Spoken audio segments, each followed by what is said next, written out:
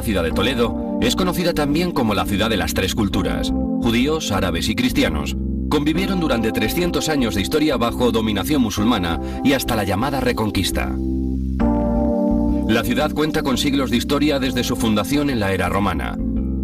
El subsuelo de la ciudad esconde los secretos de esta primera época. Sus termas romanas y las cuevas de Hércules son algunos de sus más antiguos testimonios. El recorrido por el casco histórico empieza rodeando sus murallas y conociendo las puertas de entrada de la ciudad.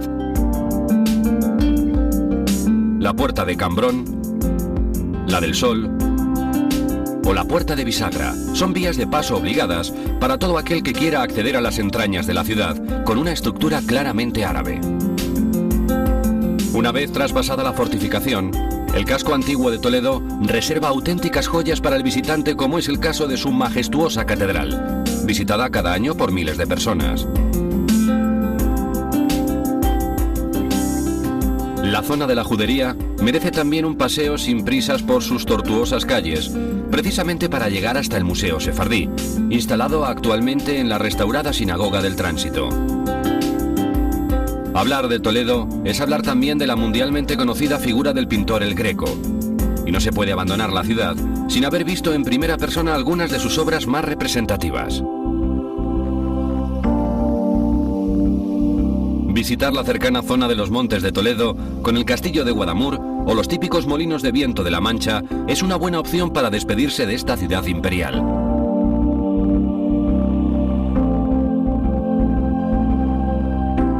Salimos de Madrid utilizando los eficaces servicios de un tren de alta velocidad y llegamos a Toledo en tan solo 25 minutos.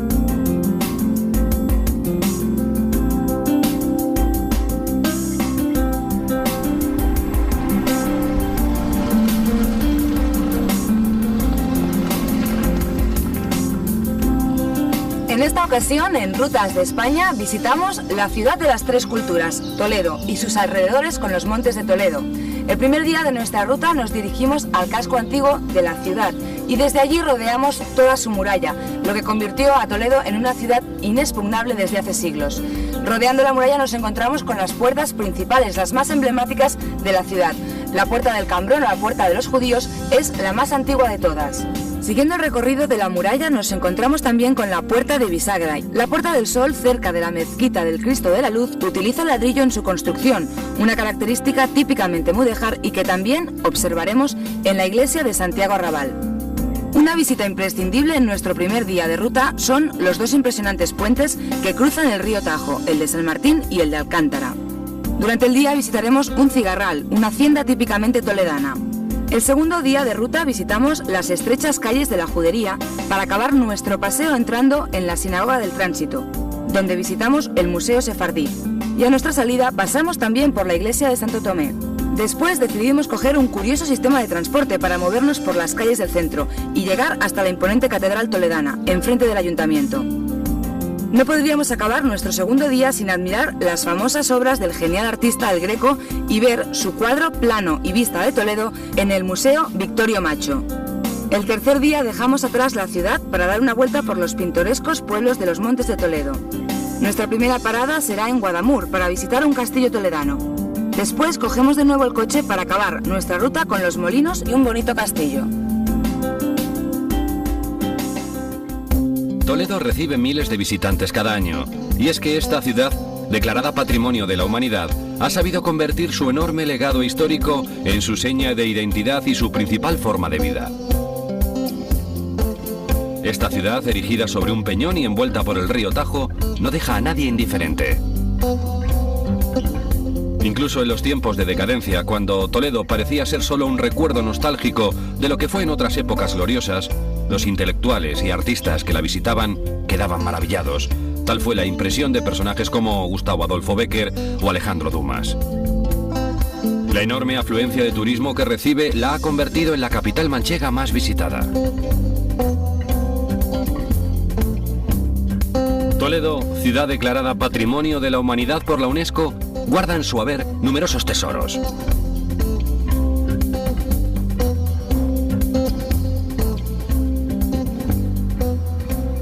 Parva Urs Setloco Munitia, es decir, ciudad pequeña pero bien amurallada. Esta descripción, realizada por Tito Livio en el siglo II a.C., es la primera prueba escrita de la existencia de Toledo. La ciudad está construida sobre un peñón migmatítico y rodeada por el río Tajo. La enorme herencia cultural de Toledo ha hecho que la UNESCO la considerara Ciudad Patrimonio de la Humanidad en el 93. Y Toledo es conocida también como la ciudad de las tres culturas, la cristiana, la judía y la musulmana.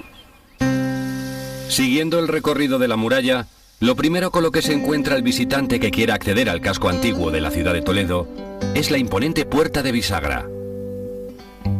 El enorme escudo que corona su arco representa el águila bicéfala que Carlos V otorgó a Toledo. Aunque el origen de esta puerta se remonta a la época musulmana, el estilo renacentista que se observa en la actualidad se debe a la reforma realizada a mitad del siglo XVI por Alonso de Covarrubias. Con la ampliación de la puerta en tiempos de Carlos V, se instalaron los enormes torreones de mampostería que flanquean la entrada principal y posterior de esta puerta monumental por la que se accede a la imperial ciudad de Toledo. Una vez situamos la puerta de bisagra en el mapa, la cruzamos hasta llegar a la calle Arrabal. La iglesia de Santiago de Arrabal es también conocida como la Catedral del Mudéjar. Está construida con ladrillo e hiladas de mampostería. Muy destacables son los arcos de todo tipo que decoran el conjunto. De las tres portaladas, es la principal la que más llama la atención, tanto por su arco de herradura como por la innegable huella islámica de la entrada, una característica propia de las puertas del mudéjar toledano. Atravesando de nuevo la muralla y a tan solo unos metros nos encontramos con la puerta de Alfonso VI, también conocida como Puerta de Bisagra Vieja. Esta fue en realidad la entrada principal de la ciudad de Toledo.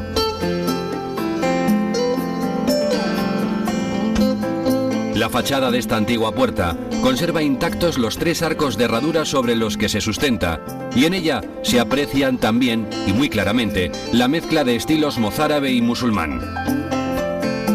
La estatua de Alfonso VI homenajea, cerca de la puerta con su nombre, a este rey. Desde la puerta de Alfonso VI nos dirigimos, bordeando las murallas, por el Paseo Recarredo y llegando hasta la orilla del río Tajo al espectacular Puente de San Martín. Este monumental paso fluvial se sustenta por 4 arcadas, siendo el arco apuntado central el de mayor tamaño, llegando a alcanzar una altura de 27 metros. El arco es objeto de una leyenda popular. Estando la obra casi acabada, el arquitecto se da cuenta que el gran arco ojival que ha diseñado no resistirá el paso de las carretas cargadas con piedra. Desesperado, le cuenta el problema a su esposa, que no duda en incendiar de noche las vigas de la cimbra que sostienen la obra. El asunto queda como un accidente y el arquitecto modifica sus cálculos para crear el arco que hoy conocemos. La leyenda popular dice que la escultura que existe situada en la clave del arco es el homenaje a la mujer que salvó el prestigio de su esposo.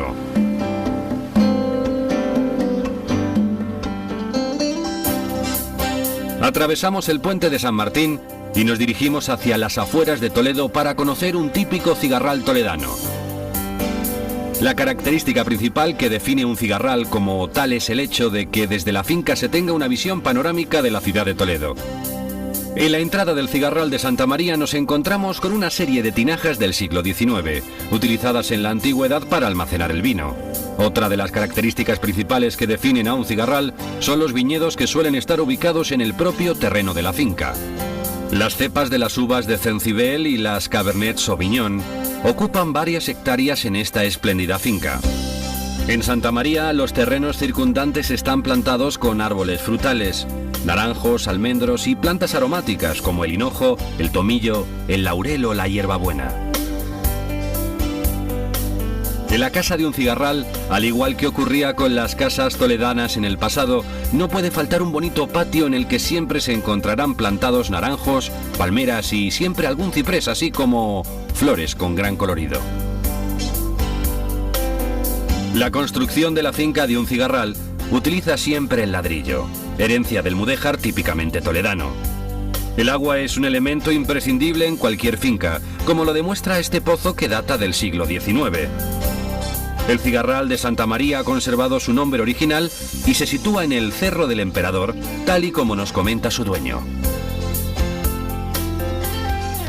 Nos encontramos en el Cigarral de Santa María, situado en el Cerro del Emperador. Buenos días, Adolfo. Buenos días, Santa. ¿Por qué este cerro recibe este nombre? Pues el cerro recibe el nombre por el emperador Carlos V, cuando estuvo, bueno, por eso fue Imperio Toledo, y bueno, se venía aquí para ver esta ciudad desde fuera, y la verdad es que tomó toda esta zona su nombre. ¿Cuál es el concepto de un cigarral? Explícalo a nuestro público internacional para que puedan saber en qué consiste. El concepto de un cigarral es sobre todo que la casa, y sobre todo los ventanales de la casa, estén situados viendo la ciudad de Toledo, o sea que se pueda ver perfectamente, tenga pues una colina con dos laderas, siempre esté en el lado del norte, porque Toledo en esta situación lo tenemos al norte, y entonces bueno, realmente esté ubicado perfectamente en el centro de la finca y se vea perfectamente la ciudad. En esta finca tienes plantadas diversas especies de árboles. Árboles en este caso siempre la encina, el enebro, por ejemplo la oliva e inclusive el almendro. También hemos podido ver muchísimas plantas aromáticas que tienes repartidas por toda la finca, ¿verdad? Sí, las plantas aromáticas que tenemos en este momento son el romero, el tomillo, también tenemos por ejemplo en este caso la colleja y la lavanda. Vemos que en toda la finca, en todo el cigarral, hay también muchos detalles de la influencia de la huella árabe. Bueno, efectivamente, claro, lógicamente todo lo que eran los tipos de agua, por donde pasaban las aguas, las fuentes, cualquier cosa, la alberca donde se bañaba entonces en aquella época. Es decir, pues ahora utilizamos más piscinas, ¿no? Pues en todo, esas las utilizamos más pues para los peces, para escuchar ese ruido perfecto del agua cuando está por la noche. No sé, y que digamos un poco todas las especies, todos los animales, todos los pajaritos que existen aquí alrededor, pues puedan beber, ¿no? Dentro de la finca tienes también muchísimos viñedos, con los que además hacéis una producción de vino excelente. Sí, los viñedos, bueno, ya por el siglo XI-XII ya existían viñedos en esta zona, y en estos momentos, pues claro, nosotros plantamos en el año 97 un viñedo de 4 variedades que tenemos de uva, donde tenemos la propia bodega, es un pago, en este caso, pago denominado, y la verdad es que bueno, sale un vino fantástico porque hace cientos de años que no se cultiva nada aquí, concretamente, entonces es una tierra muy mineral y entonces es muy bueno para el tipo de vino. Pues Adolfo, yo iría a ver la bodega y a probar alguno de tus exquisitos platos. Pues cuando queráis, estamos encantados de haberos recibido aquí y encantados para este canal internacional.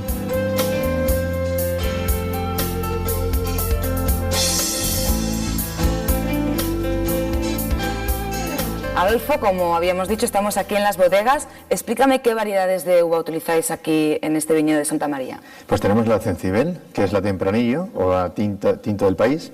Luego tenemos la Syrah, tenemos Merlot, Cabernet Sauvignon y un Pinot Noir. Este vino que tenemos aquí delante es un vino muy especial porque además está hecho como un homenaje a la mujer. Pues así es un vino que está dedicado exclusivamente a la mujer porque creemos que, bueno, entre otras cosas, es la madre de todos. Y la mujer es la madre del mundo, por lo tanto, yo creo que debemos de brindar por esa madre y por eso dedicamos este vino a ella. ¿Qué características tiene este vino? Muy mineral, mucho cacao, y realmente lo que tiene es mucha fruta, pero mucha fruta madura. Pues si te parece, vamos a probarlo.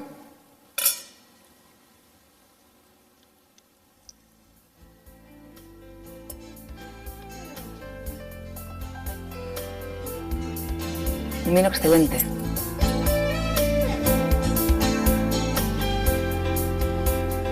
Adolfo, antes hemos probado tus excelentes vinos y no podíamos irnos sin probar una pequeña muestra de la cocina típica de aquí de Toledo. Explícame un poquito qué nos tienes preparados aquí. Bueno, pues tenemos preparado en este caso, pues tenemos un arroz con azafrán, tenemos un pisto manchego y una perdiz roja de Toledo en 2 texturas. 2 vinos, 2 texturas. Perfecto. Vamos a seguir inmediatamente, vamos a hacer, fijaros qué maravilla, cómo echamos el arroz, ponemos lo primero de todo, un poquito de azafrán. ¿Para qué? Para pigmentar inmediatamente. ¿Veis cómo se queda el arroz sin haber añadido nada de aceite? Echaríamos las verduras, la mejorana y ya presentaríamos el plato este. El pisto. Haremos un pisto, un asado de todo en condiciones. Asado en el horno. El pisto lo tenemos aquí. Como ves, nos falta un poco la berenjena de Almagro, pero está aquí. Pondríamos simplemente un crujiente y ya pondríamos un poquito de cilantro y algo de pensamiento y tendríamos preparado ya el plato, Tiene una pinta estupenda. Y luego ya nos iríamos a la perdiz concretamente. marcaríamos inmediatamente la perdiz, por un lado, una espátula. Sencillamente la marcamos por el otro lado, fijaros que es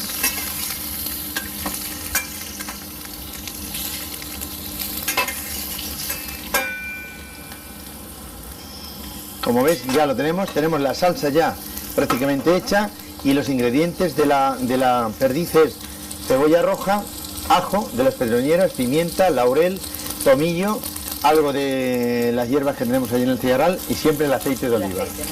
Pues ya prácticamente lo tenemos, el platito, Álvaro, y vamos a emplatar inmediatamente.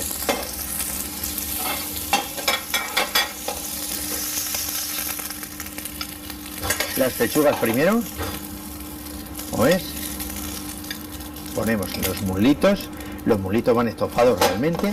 Aquí tenemos la salsa, que le añadimos un poquito por encima, como ves, una salsa, un poquito de aceite de oliva, siempre que yo le llamo jugo de aceituna.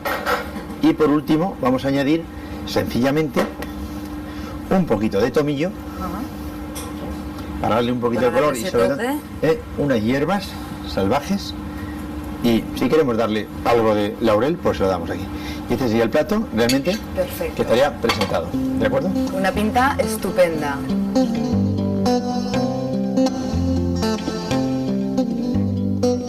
En nuestro segundo día de ruta por la impresionante ciudad de Toledo, nos dirigimos hacia la céntrica plaza de Zocodover. Matías, ¿de dónde eres? Yo soy de Alemania. ¿De qué zona? Del sur de Alemania, del lago de Constanza. ¿Y has venido aquí a Toledo? ¿Qué has visitado hasta ahora? Hasta ahora he visitado solamente algunos monumentos aquí. He visto un museo aquí también y el puente fuera de Toledo también. ¿Hay algún elemento de la arquitectura que te haya llamado especialmente la atención? La Puerta del Sol se llama, la entrada de la ciudad, me ha gustado mucho. Y he hecho un viaje con un tren que ofrece la ciudad aquí para ver más de la ciudad. ¿Qué le recomendarías a un amigo tuyo alemán que viniera de visita a Toledo? Seguro este tren, porque este tren me gusta mucho, porque para un extranjero es muy fácil ver toda de la ciudad y además la paisaje fuera de la ciudad también. ¿Hay algún elemento de la arquitectura que te llame más la atención? La influencia de la cultura árabe es muy, muy interesante para mí, porque como alemán, nosotros en Alemania no tenemos una arquitectura parecida a esa de Toledo. ¿Has probado algún tipo de comida o gastronomía típica de aquí? Justo 5 minutos antes tenía una comida aquí y he comido una sopa castellana y eso me ha gustado mucho. ¿Te ha gustado? Un menú típico, un menú primero plato, segundo plato y un postre. ¿Te lo pasas muy bien aquí en Toledo? Sí, me gusta mucho, sí. Genial. La plaza de Zocodover y la ciudad de Toledo viven su máximo esplendor durante la época de los Reyes Católicos. Es en esta misma plaza donde se proclama a los siguientes príncipes de Asturias, el príncipe Juan y posteriormente el rey don Manuel de Portugal. No es hasta finales del siglo XIX cuando la plaza de Zocodover adopta el aspecto con el que la conocemos hoy día. Cerca de la plaza y en la parte más alta de la ciudad nos encontramos con el enorme edificio del Alcázar, un símbolo de la ciudad y escenario de algunos de los episodios históricos más importantes del país.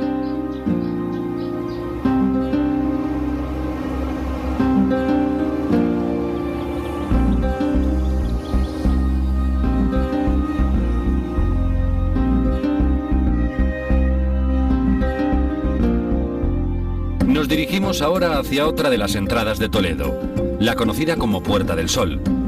Esta entrada fue construida en el siglo XIV, época del arzobispo Tenorio. Con ella se quiso sustituir la entrada a la ciudad por la puerta de Bab al-Mardum, puesto que resultaba pequeña y fatigosa para las caballerías e intransitable para los carruajes. A escasos metros de la Puerta del Sol nos encontramos con la mezquita del Cristo de la Luz, situada en el anciano barrio de San Nicolás y Magdalena, donde se ubicaba la antigua Medina. La zona fue en otros tiempos el barrio preferido por los musulmanes ricos. En la actualidad, la mezquita del Cristo de la Luz es la única mezquita que queda en pie en Toledo. Fue bautizada con este nombre a raíz de la leyenda que explica cómo el caballo del Cid encontró allí la figura de un Cristo que los fieles habían escondido para evitar su profanación. A la mezquita se puede acceder también desde la antigua puerta de Bab al-Mardum, también conocida como Puerta del Mayordomo o Puerta del Cristo de la Luz, un vestigio del esplendor árabe en esta ciudad, crisol de culturas.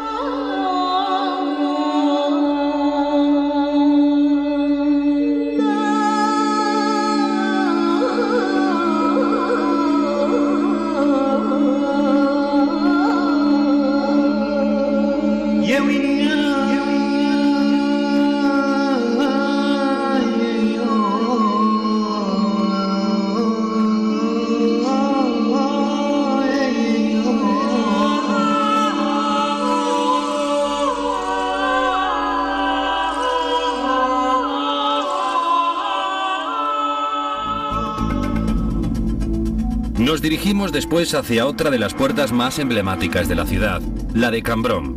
Hay quien asegura que debe su nombre a las cambroneras, un tipo de arbusto muy común en la zona que hipotéticamente creció arraigándose entre las torres y bautizando de esta forma a la puerta con su nombre. La puerta es también conocida como la Puerta de los Judíos, ya que daba entrada al populoso barrio de los judíos. Existen numerosas pruebas documentadas de la existencia de la puerta y el barrio en el siglo XII. Toledo contó durante la época de la dominación musulmana hasta con 10 sinagogas. Lo cierto es que la ciudad nunca estuvo realmente dividida según el credo que profesasen sus habitantes, aunque sí que se observa una mayor concentración de ciudadanos hebreos en el barrio que hoy es conocido como la Judería. El nombre que recibe en la actualidad este barrio se debe a que es el sitio donde aún se conservan las dos únicas sinagogas que perduran en la ciudad.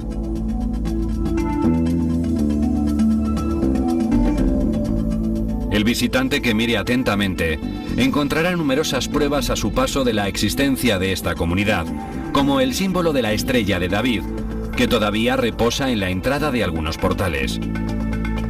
El comercio era una de las actividades principales de la comunidad judía, que solía vivir encima de sus talleres.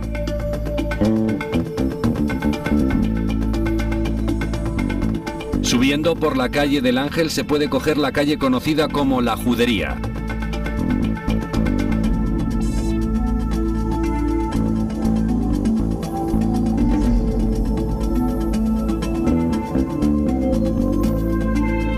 Las estrechas calles de esta zona cuentan con casas que conservan todavía los milwa, o baños rituales, que los hebreos instalaban en el sótano de sus casas.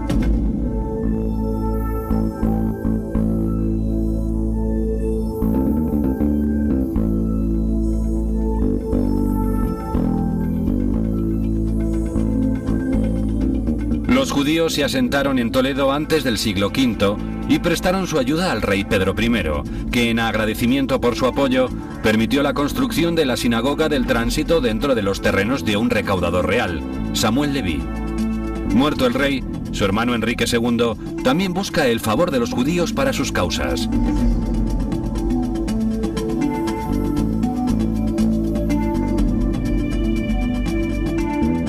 Sin embargo, con la política unificadora de los reyes católicos, se pretende unir al pueblo bajo una sola religión. En 1942, se dicta una orden de expulsión de la península para todos los judíos que no se conviertan al cristianismo. La mayoría de las sinagogas de aquel tiempo fueron derrocadas o reformadas para convertirse en nuevos templos o iglesias cristianas.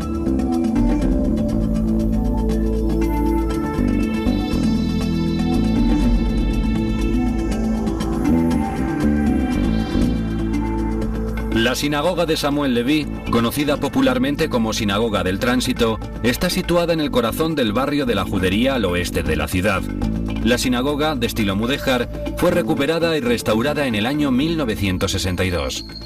Desde entonces, la sinagoga está incluida en el Museo Sefardí, que tiene como objetivo preservar el patrimonio de la cultura hispano-judía como parte del patrimonio histórico español.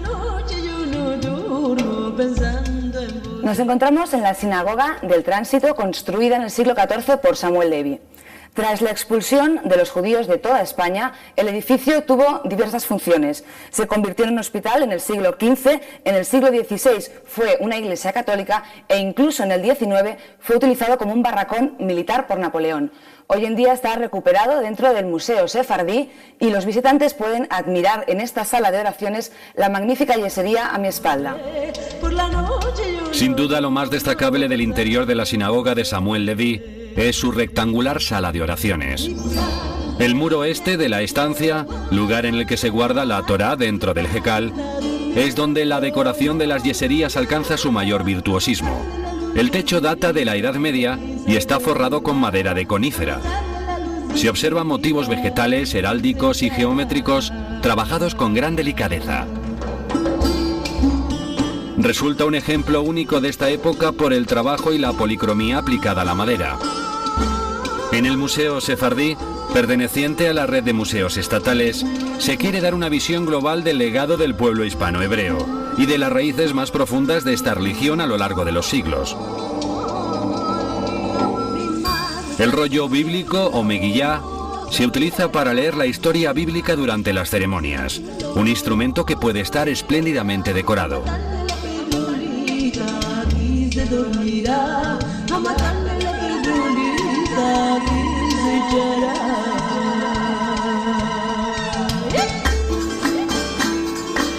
El Museo Sefardí quiere ser también un lugar de encuentro entre diferentes culturas.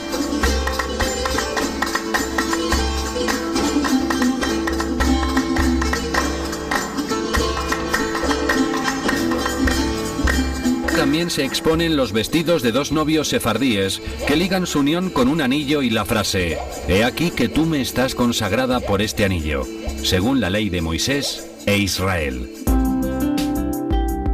Saliendo del museo y enfilando la calle de San Juan de Dios, enseguida nos encontramos con la iglesia de Santo Tomé, con su característica torre mudéjar con planta cuadrada. La iglesia, levantada con mampostería y ladrillo, guarda en su interior el famoso cuadro del Greco El entierro del conde Orgaz.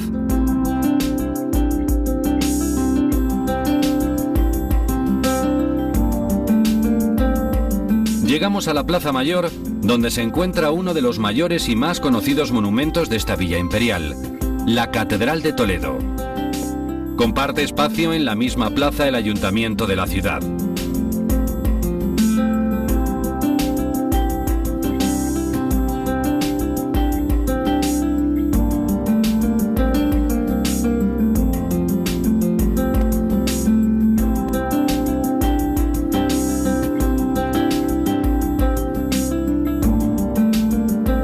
La catedral, construida durante los siglos XIII y XV, es seguramente el monumento más representativo de Toledo. De estilo gótico, el templo fue levantado sobre la antigua mezquita mayor de Toledo.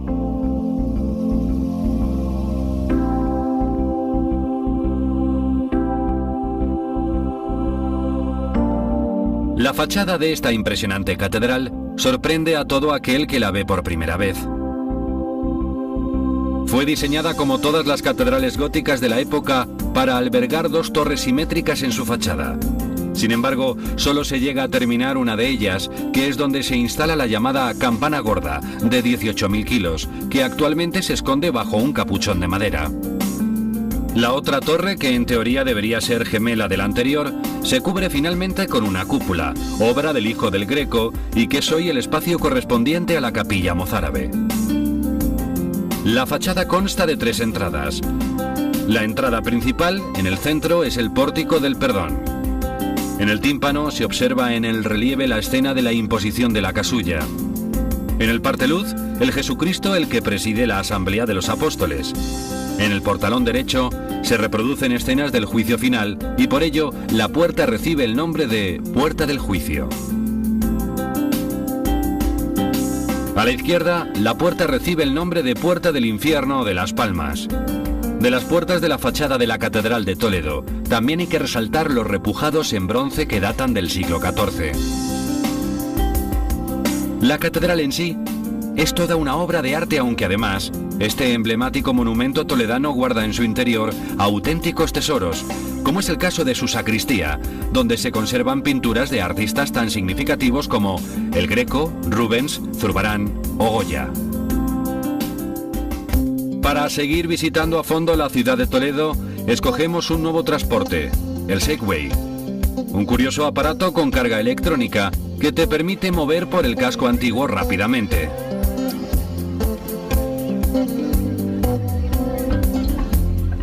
Se pueden realizar diversas rutas como la que incluye un paseo por la Judería o bien la ruta que baja hasta el embarcadero. Nosotros nos dirigimos atravesando el centro hacia el Puente de San Martín.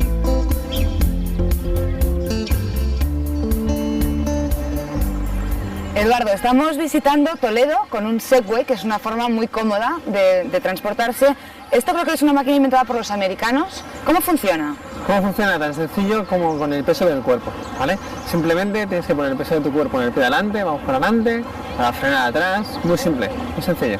¿Y cómo se hace para girar izquierda-derecha? Para girar, un mando que tenemos en la empuñadura izquierda, simplemente izquierda es izquierda y derecha es derecha. Además creo que tenéis diferentes rutas culturales que se pueden realizar por Toledo mediante este transporte, ¿no es así? Son rutas guiadas, ¿vale? Para conocer la ciudad, y tienes desde conocer el casco histórico, conocer el casco histórico del barrio judío, conocer Toledo al completo, la ruta natural del embarcadero, un montón de diversidad de rutas. Eduardo, hemos visto que es una máquina muy fácil de llevar, pero sobre todo no entraña ninguna peligrosidad, ¿verdad? Efectivamente, riesgo al mínimo, ya lo hemos comprobado. Muy bien, pues ¿qué te parece si vamos a dar una vuelta? Vámonos. Aprovechamos este cómodo y poco contaminante sistema de transporte para cruzar el puente y dirigirnos de nuevo hacia el casco antiguo toledano.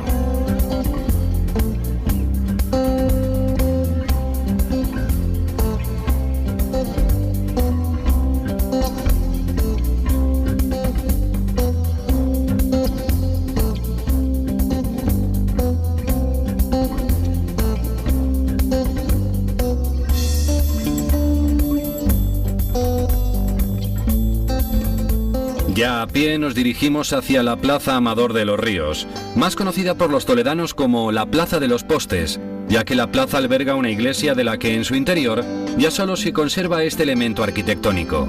Desde aquí accedemos a uno de los secretos mejor guardados de la ciudad hasta ahora.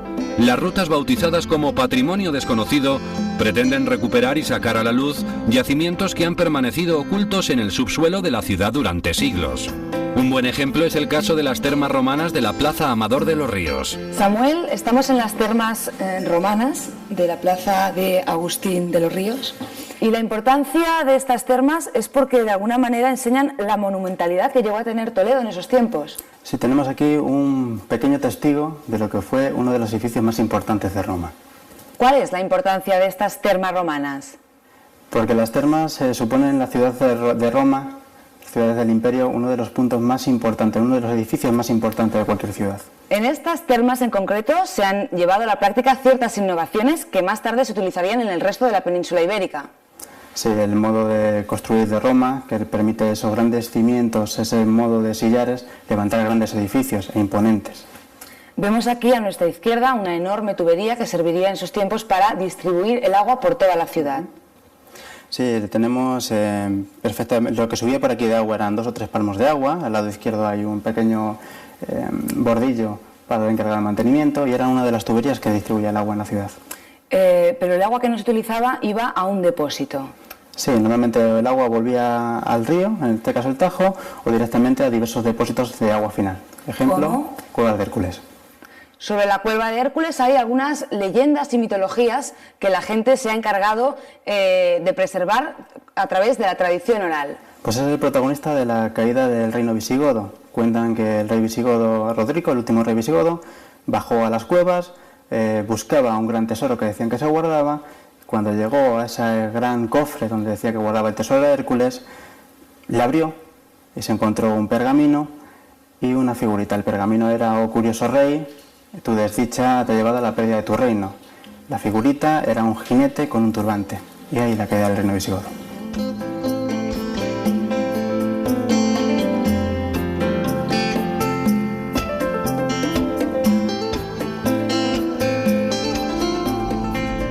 En nuestra ruta por Toledo no podía faltar una visita para conocer la obra pictórica del gran pintor El Greco. Para ello nos dirigimos al Museo Victorio Macho, que alberga en el momento de nuestra visita algunas de las obras que habitualmente se exponen en el provisionalmente cerrado por obras Museo del Greco. Para entender mejor la obra del famoso artista, lo mejor es hablar con un experto. José, estamos ante las obras del famosísimo pintor El Greco. Es un pintor que nace en Grecia, pero que acaba sus días en Toledo y pasa la mayor parte de su vida en esta ciudad. Explica un poquito los datos básicos de su biografía. Pues El Greco es uno de los principales pintores del manierismo europeo. Se forma artísticamente en su Creta natal como pintor de iconos. Marcha a Italia, aquí va a ser su auténtica formación artística en la escuela veneciana, lo que supondrá el formarse en la escuela veneciana que el color es lo fundamental en su pintura. José, explícame la técnica pictórica que utilizaba El Greco. Pues esto se ve muy bien en el apostolado de nuestro museo, porque es un conjunto pictórico que quedó sin terminar y entonces aparece en diferentes estados de elaboración. Aparece de los 13 cuadros que integran el apostolado, únicamente 3 están completamente terminados, que son el San Pedro, el Salvador y el San Pablo. Luego habría un segundo estado de elaboración que estaría representado por el San Mateo, donde por ejemplo la cabeza y las manos quedaron abocetadas, y luego el estado inicial de todas las figuras, tal y como aparecían, lo representa San Bartolomé, donde vemos la grisalla blanca del manto, que era el inicio de su técnica a la hora de pintar precisamente las arrugas del manto. Lo que hace luego es que sobre ese blanco de la grisalla comienza a aplicar el pigmento. El pigmento lo aplica siempre de manera muy líquida, muy acuosa, para que se transparente el blanco que subyace de fondo. José, estamos ante la obra más emblemática de este museo, que es Vista y Plano de Toledo. Una obra además que contiene muchísima simbología. Explícame. Sí, tiene una riqueza simbólica extraordinaria. Aparece una figura masculina en la mano izquierda, desnuda, que es una alegoría del río Tajo. Y a mano derecha vemos una figura de un joven vestido a la época del Greco, que despliega un mapa donde vemos un detalladísimo callejero de la ciudad de Toledo, con su respectiva leyenda. Hay que decir que es el callejero más antiguo conservado de una ciudad española.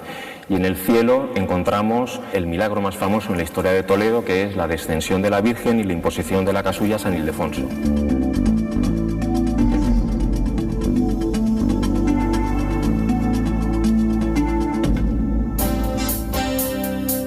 Uno de los puentes toledanos más significativos es el de Alcántara, que data de época romana, tal y como atestiguan los sillares de sus cimientos, ya que en el lugar se encontraban las calzadas que conducían a Mérida y Zaragoza. Los puentes más característicos y emblemáticos de Toledo son el puente de San Martín y el puente de Alcántara, en el que nos encontramos en estos momentos. El puente de Alcántara tiene origen medieval, aunque de esa época solo se conserva el torreón de la entrada principal. La puerta de salida, en cambio, es de una época posterior, del siglo XII. La enorme estructura se asienta en 2 arcos de medio círculo. Es un placer al que ni toledanos ni extranjeros se pueden resistir, ver pasar las aguas del río Tajo por debajo de este fabuloso puente. El puente le debe su nombre a su pasado árabe, cuando era denominado Puente de Alcántara. El enorme puente también fue utilizado durante la época visigoda, tal y como relatan las crónicas de aquel tiempo. Fue en él donde la princesa Gelesbinta se despidió de sus padres para dirigirse hacia la ceremonia que la casaría con el cruel Chiperico. Aunque parece ser que el puente llegó hasta la época musulmana, las continuas batallas lo habían dañado seriamente. Cuando Abd al-Rahman conquista Toledo en el año 932, lo primero que hace es restaurar el puente de Alcántara. Posteriormente es Alfonso X el Sabio el que refuerza la estructura del mismo. En la actualidad, todavía se conserva uno de los 2 torreones originales, reedificado por última vez en el siglo XV. Desde el puente se puede divisar el castillo de San Servando.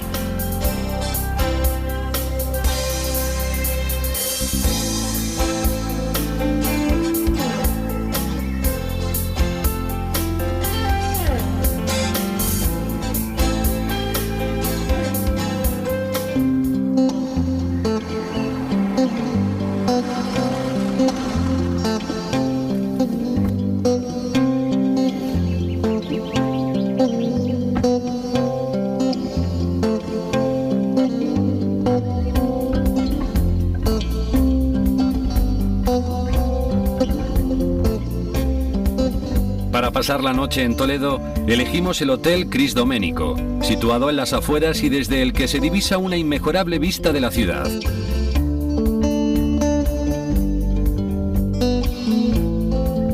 Se encuentra ubicado en el Cerro del Emperador, en la privilegiada zona de los Cigarrales.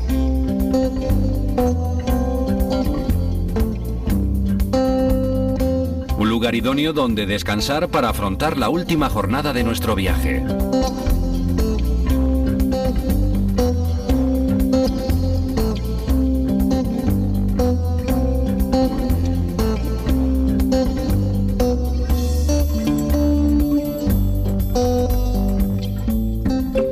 En nuestro tercer día de ruta, dejamos atrás la capital para adentrarnos hacia la zona conocida como los Montes de Toledo, para visitar algunos de sus pueblos con más historia.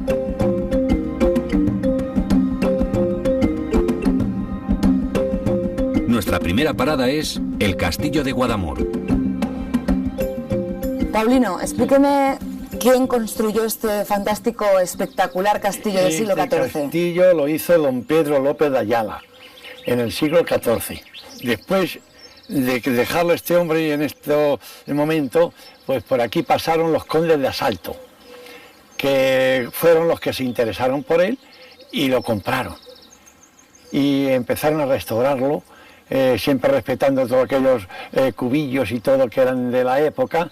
También se lo fueron dejando a otros familiares, como fue a los marqueses de Argüeso. Tuvieron como natural varios hijos y se lo dejaron a estos dos hijos, que eran la duquesa de Sueca, el marqués de Campo y el conde de Villada. Estamos hablando de, a lo mejor, de casi 100 años más tarde, se lo dejó el marqués de Campo a una hija, que era Mercedes Morené, y entonces me encargó que a ver si encontraba quien se interesara por él. Encontramos a un señor particular y lo compró, y es el que también le gusta muchísimo y respeta todo y está poquito a poco restaurándolo. Paulino, hay algunas curiosidades dignas de mención, como es el hecho probado de que en un castillo nunca se podía entrar a mano derecha. Eso es verídico, es verdad, porque ahora te puedo demostrar ahí a la derecha que había un gran muro, igual es que cualquier otro muro de estos que hay de época, y entonces ahí era un muro totalmente cerrado, no se podía pasar por la derecha. Sin embargo, tiramos a la izquierda, hay una portada, y después de pasar esta portada, a la derecha otra vez, por debajo de la torre del homenaje, hay un pasadizo y por ahí se pasaba. Y explícame también para qué servía la torre del homenaje. Porque a lo mejor estaban viviendo todo lo que se llama, como si dijéramos, la baja, o el primer piso, segundo piso, y luego si, por ejemplo, peleaban o había una pelea entre ellos, su último escape era subirse a la torre del homenaje, y como no había nada más que una entrada, las escaleras arriba, cerrando esa puerta, y ya todos los que vinieran a pelear con ellos, pues sabían que al entrar por esa escalera, pues eran muertos, vamos. Este castillo de Guadamur conserva además muchísimas almenas muy bien conservadas, que supongo que servían en su día para vigilar al enemigo. Estas almenas eran, como veis, como cuerpos de guardia que hay en cada extremo de lo que es el recinto del castillo.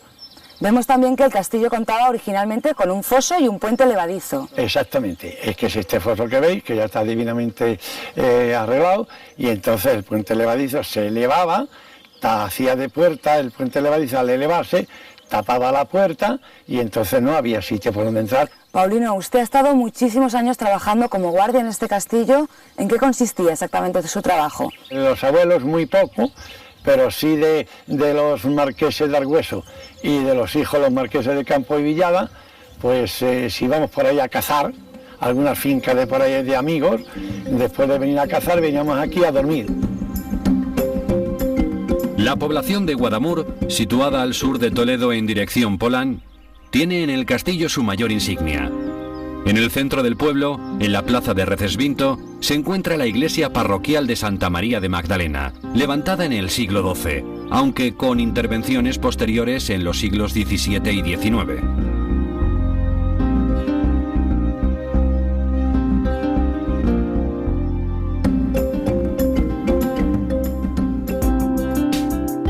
Desde Guadamur nos desplazamos al pueblo de Los Llévenes, a unos 18 kilómetros al sureste de Toledo.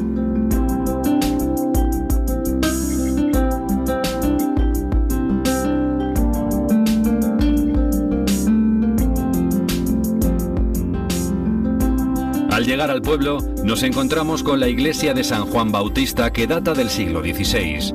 El estilo del templo es difícil de definir, ya que se trata de un gótico de transición. Paseando por el pueblo, nos encontramos con un extranjero afincado en Los Llévenes.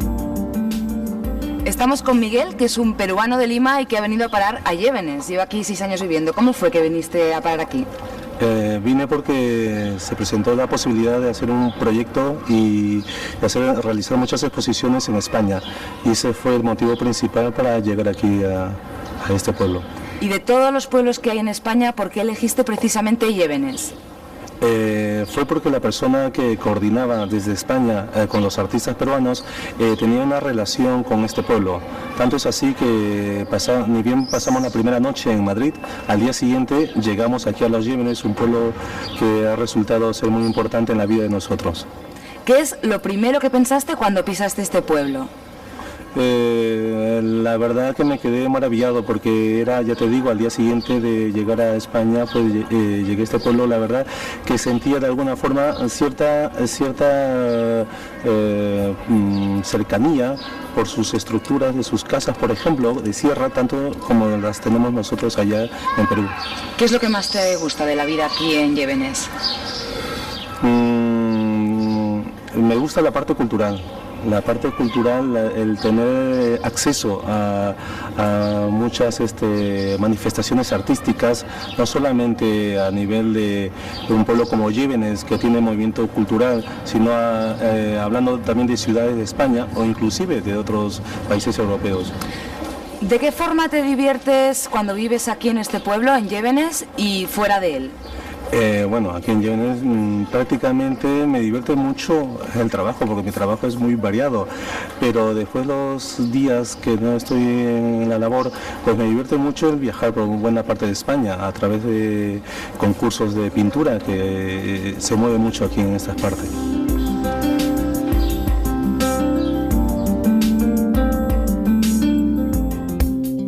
Desde Los Llévenes nos dirigimos al Valle de Guadalerzas, a unos 18 kilómetros, para admirar su castillo. Aunque de origen musulmán, el castillo fue conquistado posteriormente por Alfonso VI, momento en el que la Orden de Calatrava reforma y engrandece la fortaleza con el objetivo de convertirlo en un hospital.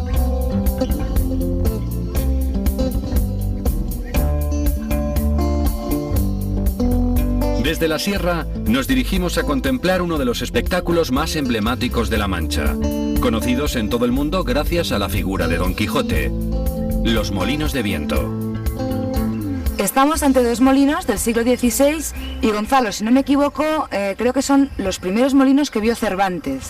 Sí, no es descabellado pensarlo, porque Cervantes, en el primer viaje que realizó en su infancia hacia la ciudad de Córdoba a ver a sus abuelos, pues pasó por aquí, por Los Llévenes, y pudieron ser los primeros molinos que él viera. Explícame, por favor, cuáles son las partes y el funcionamiento de un molino de viento. Bueno, pues como tenemos aquí, los molinos de viento se componen de la fachada en la que están los ventanillos y las aspas.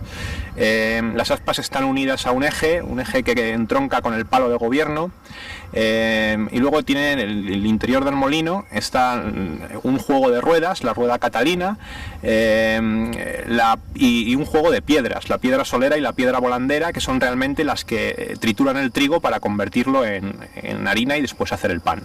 La energía eólica, que ya se conocía hace siglos, hacía mover estos molinos, y creo que han funcionado hasta hace relativamente poco.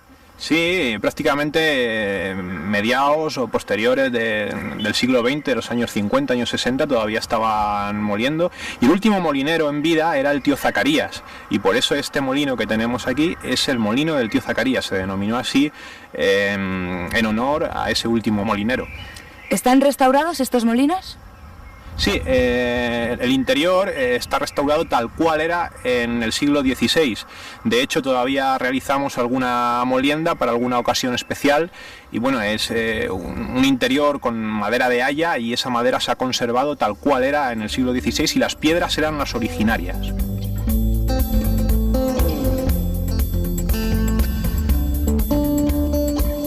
De vuelta al pueblo, nos encontramos con una de las tradiciones toledanas. Buenas tardes. Buenas tardes. ¿Qué está haciendo usted? Pues encaje de bolillo, un pañuelo estoy haciendo. ¿Y es muy difícil hacer esto? Bueno, sí, más que difícil, laborioso. Hay mucho tiempo, hay que tener mucho cuidado para hacerlo, no equivocarte. Y en fin, es muy laborioso. ¿Cuánto tiempo se puede tardar en hacer una puntilla de estas? Pues no lo puedo calcular porque yo lo hago en casa a ratos y hay días que no lo cojo, otros días hago más y no puedo. Pero vamos, bastante porque es muy laborioso y se tarda en hacerlo. Es precioso. Sí, es bonito. Toledo y su historia nos han acompañado en este magnífico viaje, aportándonos su encanto y su magia. Pero todavía quedan muchas rutas por descubrir.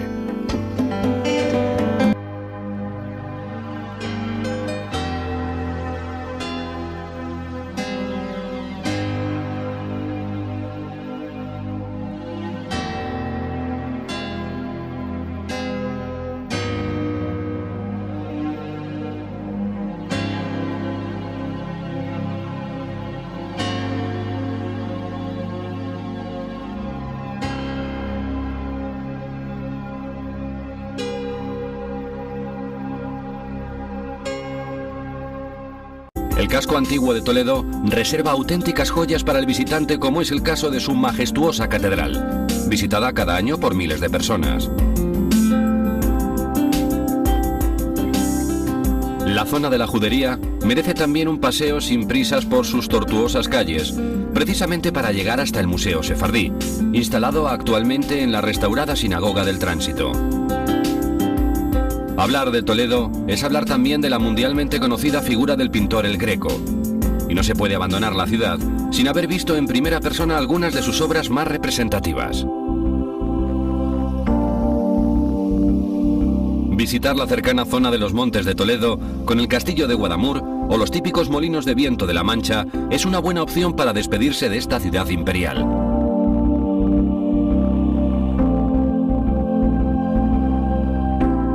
Salimos de Madrid utilizando los eficaces servicios de un tren de alta velocidad y llegamos a Toledo en tan solo 25 minutos.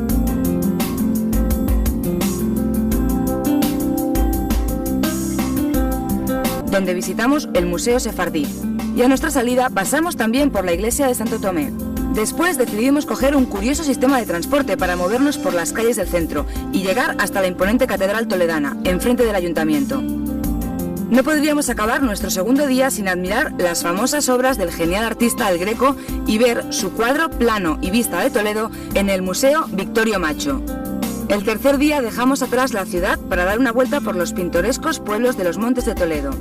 Nuestra primera parada será en Guadamur para visitar un castillo toledano. Después cogemos de nuevo el coche para acabar nuestra ruta con los molinos y un bonito castillo. Toledo recibe miles de visitantes cada año, y es que esta ciudad, declarada Patrimonio de la Humanidad, ha sabido convertir su enorme legado histórico en su seña de identidad y su principal forma de vida. Esta ciudad, erigida sobre un peñón y envuelta por el río Tajo, no deja a nadie indiferente. Incluso en los tiempos de decadencia, cuando Toledo parecía ser solo un recuerdo nostálgico de lo que fue...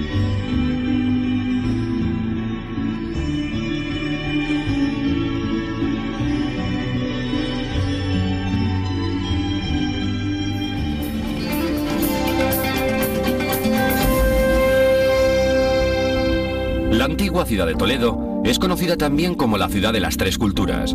Judíos, árabes y cristianos convivieron durante 300 años de historia bajo dominación musulmana y hasta la llamada Reconquista. La ciudad cuenta con siglos de historia desde su fundación en la era romana. El subsuelo de la ciudad esconde los secretos de esta primera época.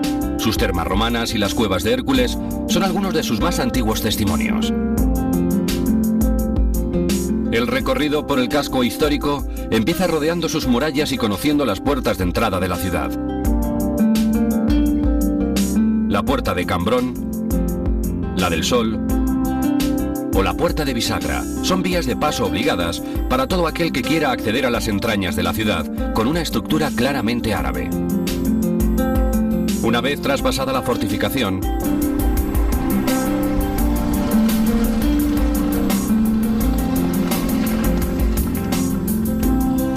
en esta ocasión, en Rutas de España, visitamos la ciudad de las tres culturas, Toledo, y sus alrededores con los Montes de Toledo. El primer día de nuestra ruta nos dirigimos al casco antiguo de la ciudad y desde allí rodeamos toda su muralla, lo que convirtió a Toledo en una ciudad inexpugnable desde hace siglos. Rodeando la muralla nos encontramos con las puertas principales, las más emblemáticas de la ciudad. La Puerta del Cambrón, o la Puerta de los Judíos, es la más antigua de todas. Siguiendo el recorrido de la muralla nos encontramos también con la Puerta de Bisagra. La Puerta del Sol, cerca de la mezquita del Cristo de la Luz, utiliza ladrillo en su construcción, una característica típicamente mudéjar y que también observaremos en la iglesia de Santiago Arrabal.